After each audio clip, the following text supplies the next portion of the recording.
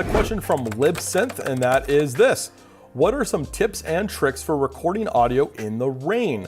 Not only to rainproof your gear, but how to also avoid the rain sound on the gear. When you think of rain in a movie, odds are they're using a rain machine and CGI in front of the actors so that it feels like they're in the middle of the rain. But in reality, rain is in the background, actors, fake rain. They may be doing a drench effect on the actors themselves to make it look like they're wet, but odds are they're not in the rain. Secondly, when they are in the rain, you're gonna hear the rain sound. And the reason for that is you visually see rain, you wanna hear rain. If you have a sound like a faucet or some kind of downspout on a house where it's just pouring all the rain coming in from the roof, you may put something called hog's hair at the bottom of that. So it's gonna hit the hog's hair, dissipate the rain and absorb any kind of sound that may happen and just kind of dampens any kind of rain sound at all. You can't really get rid of rain unless you're gonna do full on ADR. And most likely you're not gonna be doing full on ADR because that's a lot of extra work and a lot of extra cost. Now, in terms of the other parts of the question,